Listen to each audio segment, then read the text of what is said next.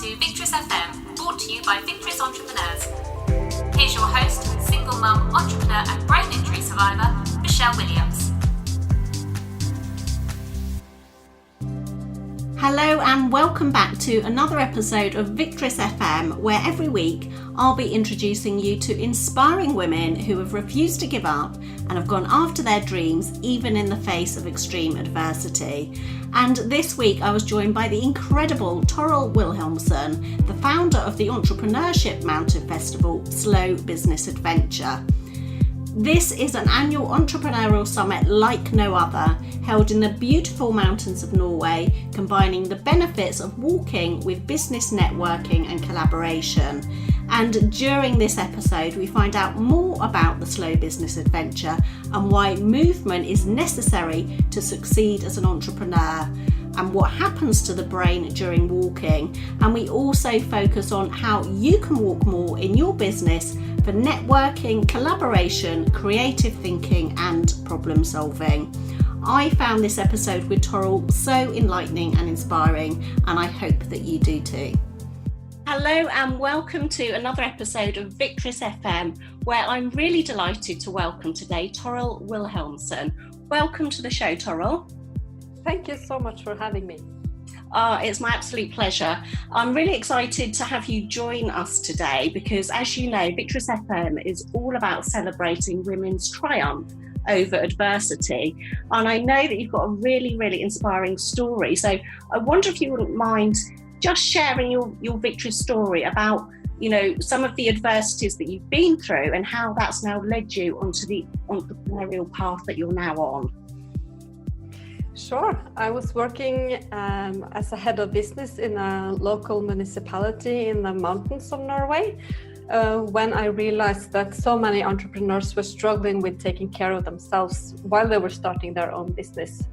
But they were not the only ones dealing with that. So I myself worked long work hours like many of us do. We're really engaged in our work. I was traveling a lot, and being a new mom, this total workload led to a burnout. So I had a really difficult period of between 2 and 3 years where I had a baby to take care of, but I didn't properly take care of my own body and my own mental and physical health. So in the end, I actually quit my job. I needed to get some headspace, and also I really felt that I was trapped in a way. My body didn't recover as it was supposed to, and I felt really stressed all the time. So I wanted to create a much healthier work environment for myself and not get burned out for a longer period. I mean, 3 years is a long time already, and my immune system was a wreck. Yeah, and did you get a diagnosis for your illness at all?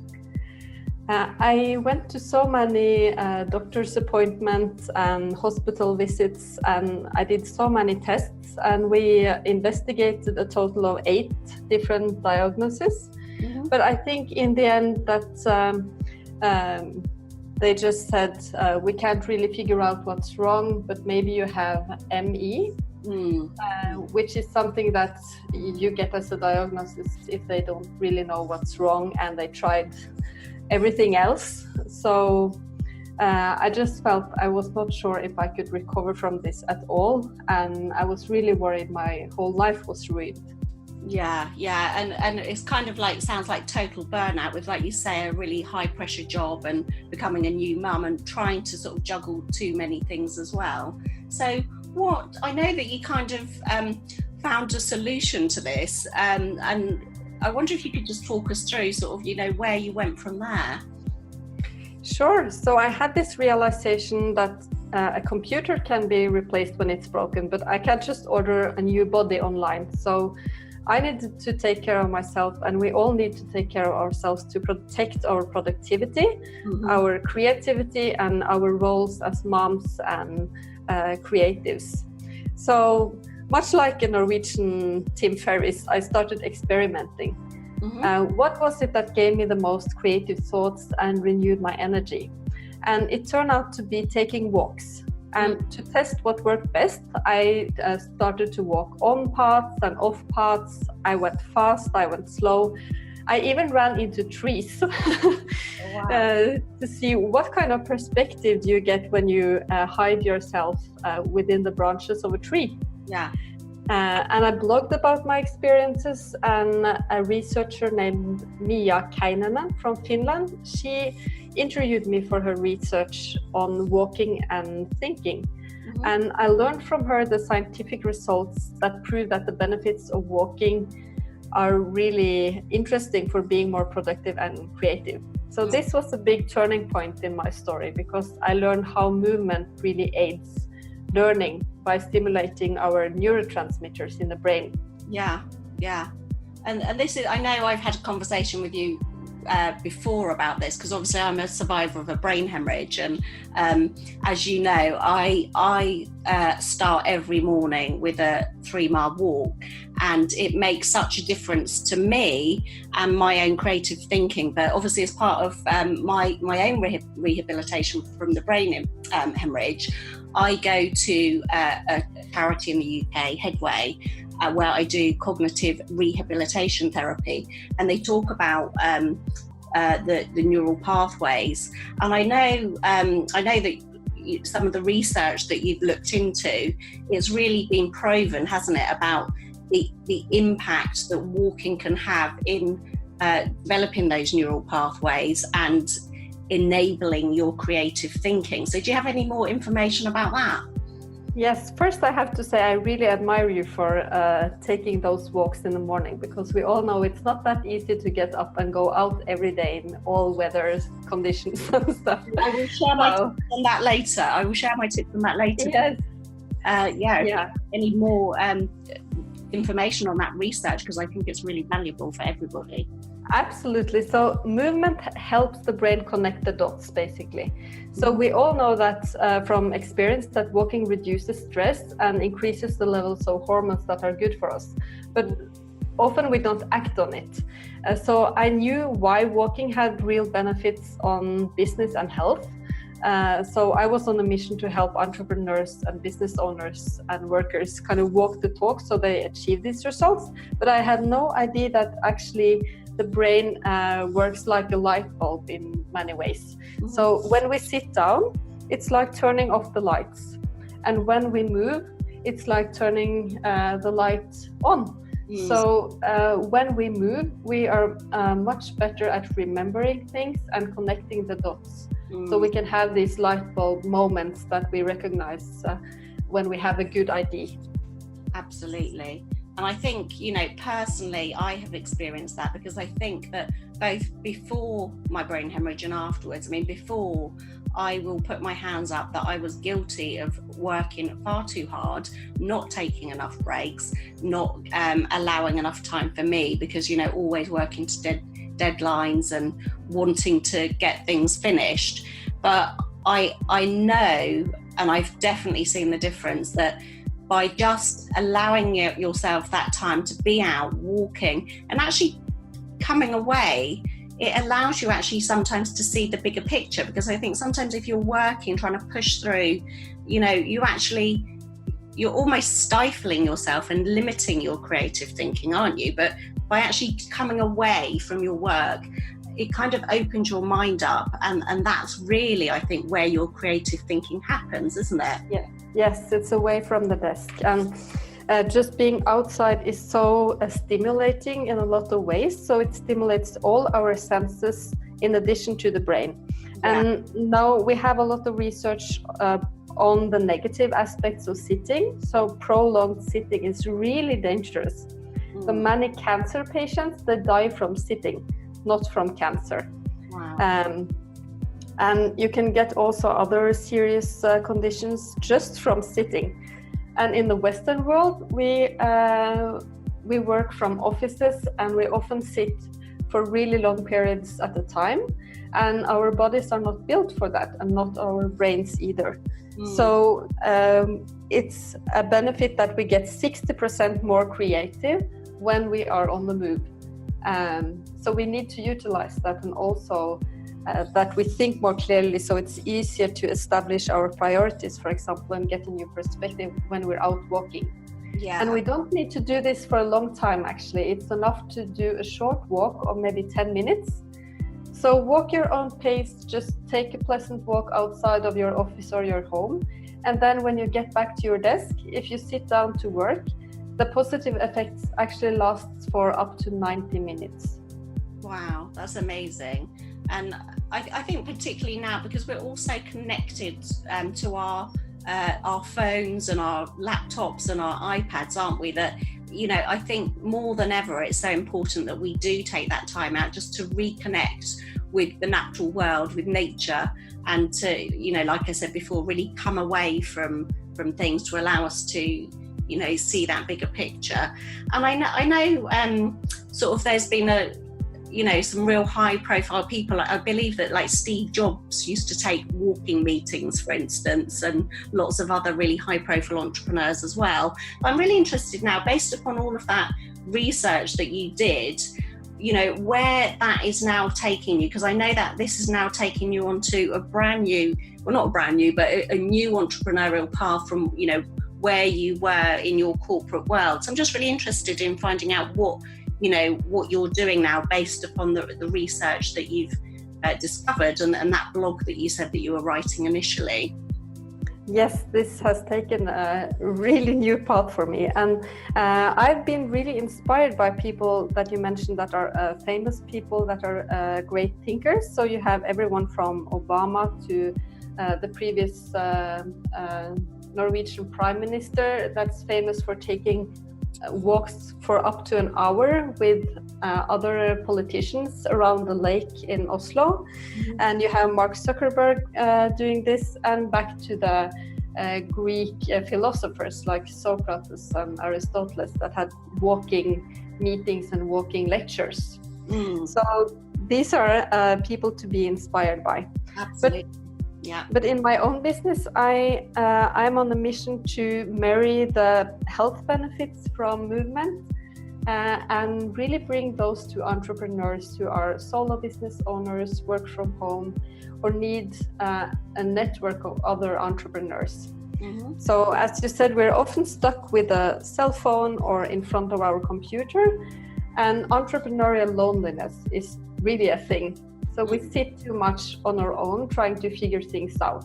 Yeah. And one of the biggest things you can do if you want to do one thing for your business this year is to make more connections with people that can bring you more customers and help you develop your business. Absolutely. So I'm bringing people together on something called the Slow Business Adventure, which is a business festival in the mountains of Norway, in the Jotunheimen National Park, which is our oldest and most famous national park, in the mountain lodge. Wow. And we're going to take walks and hikes and go for wander walks. And we will have something called a campfire conversations, where we gather thought leaders around a fireplace in the evening, and they will spill the beans on what's really going on behind the social media and the face of their business, what's going on behind there, how do they actually work, not just sharing productivity tips, but tell us about how they keep their creative energy up over time and can be good creators and make a change in the world. Yeah. I mean, this sounds amazing, because it's basically you're making those business connections, aren't you? Anybody that attends this event is making those business connections, but doing it in such a healthy way, because you're combining the walking with the connections. Sort of like did you previously, when I spoke to you, explain it as kind of like a walk shop? Absolutely, yes. I trademarked something called Workshop because I wanted to marry working on your business with the health benefits you get from walking. So that's a new concept for many people. So you can actually discuss a business problem you have with new friends while you're out walking. But I created this festival because I was just so tired of going to conferences to widen my horizon and meet peers. And I would find that the speakers would cover basics that I already learned in an online course. And that I had no time to connect with people in the networking breaks, because either it was too noisy or time was too limited, or I needed to go and get some food. So I rarely had time to go from contact or acquaintance to getting a new business friend, which was why I attended the conference in the first place. Yeah, and I completely agree with that, because, you know, I've attended these types of conferences before, and you know, and normally the reason you go, obviously you want to hear from the key speakers, and there's enormous value to have from that, but it is also about making connections with other people. And I know from the last event that I went to, I couldn't really connect with people in the break time, because like you said, it was just too noisy. It was kind of like sensory overload, you know, not just for me as somebody with a brain injury, but there were lots of other people that was kind of stood around the side, and they said, you know, it's, you know, this has been a really valuable event, but I can't hear what people are saying, it's too noisy. So this is one of the other reasons why I love the idea of what you're doing, because if you're, you know, connecting with people and you can be outside, I think it's just, one, it's much more harmonious, but I think it's the opportunity to make much better connections, you know, deeper connections, better connections, and actually be able to have detailed conversations with people, which I think in some of these other events, personally, I found it impossible. I don't know about you, but that's kind of how I've found it when I've attended other really large entrepreneurial summits. It's really difficult, and I travel the world to attend these conferences because, as I said, growing your network and building relationships is maybe the most important thing you can do to help your business develop and grow. So I've been stuck in noisy, like air-conditioned conference halls too many times. And I just look out the windows and I long both for a real business breakthrough. I really want to talk to someone that can help me see my business in a new perspective, but also just to feel that fresh mountain breeze and unparalleled views, and not just stare into a white wall with some boring photo on it. So when we have the opportunity as entrepreneurs to have the freedom from running our own business, work from home, then we really should bring more adventure and discovery and freedom into our work weeks, I think. I think so. And I think also when you think about, you know, the reasons why many of us start our own business anyway, it is, you know, it's not normally necessarily for financial goals. I mean, obviously that's going to be part of it, but quite often it's about having freedom, isn't it? And having a better lifestyle. So why would you want to be kind of boxed up and penned in when you have this opportunity to actually meet and connect with people in such a beautiful place? Because obviously it's in Norway, as you said, in a national park, and in the show notes, obviously I'll be sharing links to this, and hopefully we can all have a look at some of the images of the place when this is actually going to be taking place. But prior to that, can you give us a little bit more of an idea of what can, you know, if any of our listeners wanted to attend that, which I certainly love the sound of it, what could they expect if they actually attend this did you call it slow movement festival? Can I just confirm that?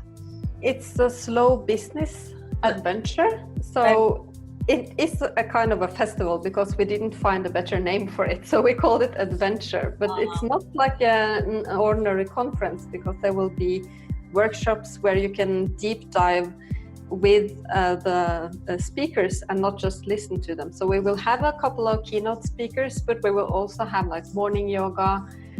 We will have excursions to mountain farms and medieval farm buildings that we have a lot of around here. So you will have the experience to listen to young talented Norwegian folk musicians, So it's like a cultural immersion as well as a business development festival. It's just a place where you can connect with like-minded people and create something together. So it's a co-working area, and you can find partners to collaborate with, and you can actually go produce things. So you can go to the podcasting studio and make a podcast, or you can go and write something and have time to really breathe. I think that's really important. Yeah, it sounds absolutely amazing. It really does. And I love what you're doing, because I think, my tagline for Victress Entrepreneurs is for women who are victorious in business and in life, because it's really important, isn't it, that we have a holistic view of business, because we can't be expected to perform at our optimum if we are not looking after our mind and our body. So, this fits in so much with what I believe about how to be successful in business and in life, of course, because as I said before, our businesses are really we start these because we want to create something in our own lives, whether that's kind of more freedom, flexibility, or a greater sense of purpose or something. So can I ask about your own, we talked about this slow business adventure, which I absolutely love, but can I ask, from your own point of view, what are your own daily kind of rituals and routines which keep you in a positive frame of mind and sort of focused on striving to always be the best version of yourself? What are the things? Obviously it's going to involve walking, but I'm just a little bit interested in what your own kind of daily habits are to keep on top of your own success. And yeah, that's a great question. I find it so important what you said about when we are being victorious in our own lives, we also need to define what's success for us. And I want to tie that to your question, because for me it's really important to have enough white space to create. I don't want to wake up and have this enormously long to-do list that I just have to plow through. So my definition of success is to have the freedom to work on the project I most enjoy at the moment. So I usually start the day very slowly. I'm not the type of person that wakes up at 5 a.m. and just jumps out of bed. So I start the day very calmly. I read something, I drink my coffee, and actually I eat dark chocolate every morning.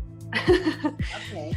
So I start the day with one bite of dark chocolate, and my husband makes me coffee, and then I do some planning. So I plan almost every day, so I know what's the most important project I want to work on today.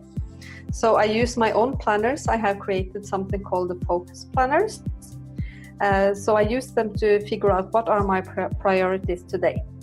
Okay. And then after the planning, I normally go for a walk, short or longer, and also depending on the weather. Like today, it's like 15 minus degrees Celsius, so it was quite cold.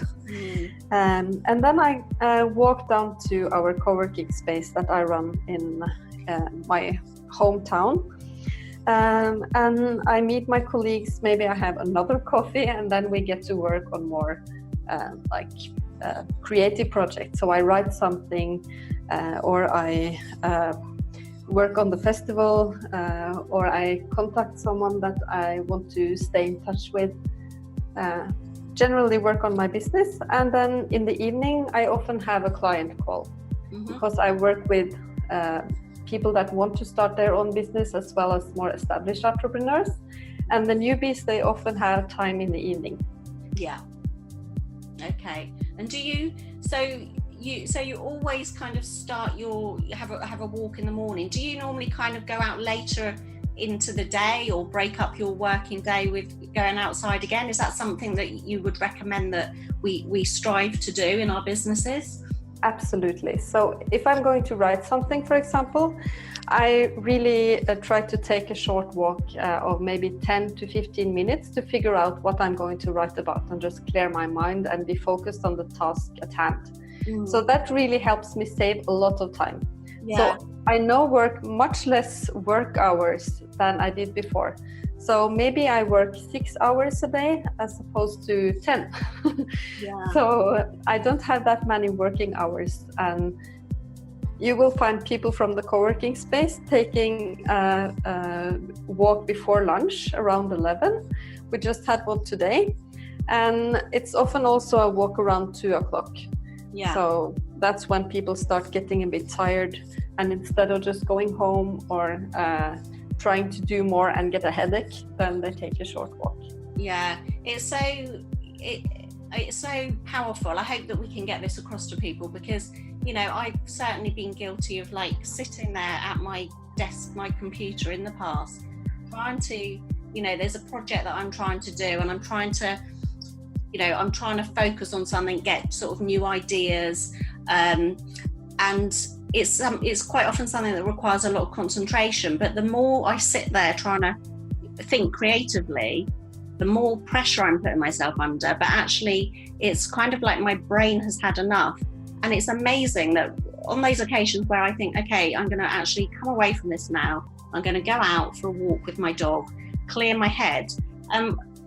When you actually stop thinking about the thing that you're trying to think about, it's amazing, isn't it? How the ideas will just come to you when you're outside, when you're walking, and when you're at nature. It's kind of like if you come away from the not the problem, but the thing that you're trying to focus on. You've been working so hard to get ideas, whether that's something you're writing or whatever. I find that when I actually come away from that, and I'm not even trying to think about it, the ideas will just pop into my head like magic. Absolutely. It's like a restart button in a way. It is absolutely like a restart button. So that's why I completely love what you're doing. And so with what you are doing, and obviously this is all bit led from your own health issues. So I love the fact that you've turned a negative to a positive, and something that's really been challenging for you into something that's really going to help other people as well. So just really interested from your own point of view, what kind of difference, what's the biggest difference that you want to make in the world? And if you could leave like a legacy, what would that be? Oh, that's a big question. Yeah, I've actually thought quite a lot about what will be my life's works. Because I think it's so easy for us to just work by the to-do list and take day by day. And I've thought about what is the really important thing that can make a difference in other people's lives, that make me also sure that I'm on the right path, and that I can spend a lot of my time on my work, and not just like having to go to work to earn some money to survive or something. And I think it's marrying the people health problem with the positive effects on business. That's my life's works. So we are not alone in sitting too much. I mean, 80% of Norwegians aren't getting enough activity. So that's most of Norwegians, and we are famous for being an active population. I was about to say that as well, because if 80, that's a staggering figure, isn't it? 80% of Norwegians. Yes. So that is going to be the same or more in probably every other kind of population, really. Every sort of certainly business kind of population, certainly in the UK, because we're not renowned for particularly healthy lifestyles. So that is an absolutely staggering figure. And so that, I mean, automatically, if you can kind of inspire, educate and empower people to, bring this type of activity into their business, I think that could have like a huge impact on the world. Can I ask as well, in light of everything you have been through with having, before starting this business, and having had, a high pressure, I would say, career where you were working too hard, too many hours, lots of traveling, and being at the place that you are now, if you could go back in time and give your younger self a piece of good advice, what would that advice be? I think it would be that we have to take small steps to make progress. So that was my slogan. I actually had another business also back then. So I didn't mention that, but I had a business and my career in the municipality. So the slogan back then was small steps, big progress. And I've really taken that to heart. And I'm just so concerned that people that have their own business should be able to make their mark in the world. And now I'm thinking that if we could adopt this small steps, big progress slogan, or even what I'm using now is walk, think, create. So just being able to express ourselves and create something meaningful and build those relationships with other business owners that are important for our well-being, and not being so lonely and just doing it by ourselves. Yeah, that's something I'm really passionate about. And another staggering fact that I want to mention is that it's a huge productivity loss from sitting all the time. And the Norwegian Directorate of Health, they actually did a survey, or not a survey, but they did they calculated how much we lost every year due to people sitting too much. And they figured out that it was 239 billion Norwegian kroners each year. So that's around 28 billion US dollars. And that's the same as the growth of Norway's famous oil fund some years back. So this is like crazy. We're losing as a society, not just as persons. Yeah, that is a staggering fact as well. But I guess you can see it. I mean, I've had kind of like back issues as well, you know, and I think that's from too much sitting. And, you know, and normally I found that when I have had problems with my back, is because I'm spending too much time sitting and I'm not giving myself the time that I need to, like you say, move my body, exercise my body. And it's made so much difference. So I unfortunately spent my 50th birthday last year in hospital because my back had completely locked up. And I haven't had any problems with it since. And the changes that I've made are, and I did say that I would mention this earlier, so I set my alarm clock an hour earlier now to make sure that I've got time to get up. And the first thing that I do in the morning, I get up, have my breakfast, but then I do some yoga poses to kind of like stretch out my back. You know, not a lot, it'll be about 20 minutes just to kind of stretch out my back. And then I go for my 3-mile walk. And, you know, it's in the UK in the winter, it's dark, it's raining, it's depressing. And, you know, it would be quite easy for me to think, oh, it's horrible out there, I don't want to walk. But actually, yes, I've made it a habit. I've committed to it. I've got my very good friend bought me this amazing alarm clock for Christmas where it brings in natural light. It kind of mimics natural light into the bedroom, and then it slowly gets lighter and lighter so that you're not suddenly being startled by your alarm clock. Because what was happening before is I was setting my alarm clock for kind of like 6 o'clock or something, and because it was pitch black in my room, the sound of the alarm clock was actually waking me up so abruptly that it was actually like giving me it gave me a headache because I woke up too quickly.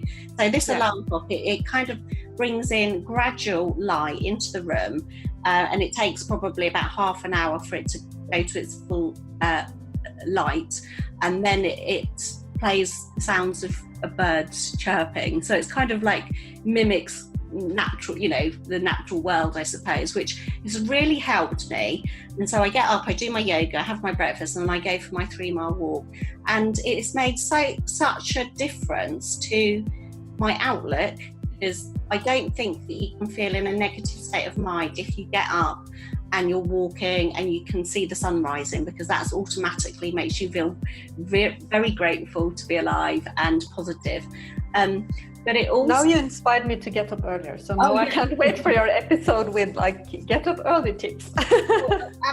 Honestly, absolutely, I love it, and it's just lovely to like watch the sunrise if you can see it, because bearing in mind we are in the UK, sometimes the sun can be by a thick grey cloud, but on the days where we can see the sunrise, it's amazing. But just doing that 3-mile walk, it really sets me up for the day, because I can really think creatively about, what I want to achieve for that day. And when I come back to my desk, I'm just so full of inspiration and creativity that my productivity has increased so much. Like you said, I'm actually having to work fewer hours now because of that. So it really, really is valuable. And so I want to really thank you for what you're doing with this slow business adventure, because I think it's long overdue to have something like this. And the fact that it's in Norway, which obviously is a beautiful country, I think it's really, really exciting. I certainly want to come along and be a part of that, and I'm sure a lot of our listeners do too. So I just wanted to ask if our Victress FM listeners want to find out more about you and what you're doing, and also about the slow business adventure, how can they connect with you and find out more? Sure, I really look forward to seeing you in September, because this festival is for the first time held between the 9th and the 12th of September 2019, but we hope to have many more, of course. So they can go to slowbusinessadventure.com to read more about all the explorations and how we're going to help entrepreneurs build relationships and grow their businesses. Mm-hmm. And we will make sure to put a lot of pictures on there. Oh, yeah, please do. I mean, I will make sure that we have that link in the show notes as well, so that people can hop straight over there. And obviously we'll put it in the show notes, but also we'll set up a page on the Victress Entrepreneurs website where we will have this podcast episode on, and we'll put a link straight through to that as well, so people can find out all about it and go and have a look at the amazing pictures as well, because I can't wait to see them. I'm really excited about it and what you're doing as well. So I just want to thank you so much again, Torill, for joining us on Victress FM today, and for everything that you're doing, because I really love it. I really, really do. The same to you. Thank you so much for having me. No problem. Speak to you soon then. Thank you, Torill. And to you, our wonderful Victress FM listeners, I hope that you've enjoyed this interview with Torill as much as I have. Don't forget, if you want to find out more about Torill, please either check out the show notes or head over to victressentrepreneurs.com, where all of our amazing podcast guests are featured on our website. Please also don't forget to subscribe to Victress FM on iTunes or Stitcher to make sure that you don't miss out on another inspiring episode. But until next week, stay victorious. You're listening to Victress FM. Victress Entrepreneurs, for women who are victorious in business and in life.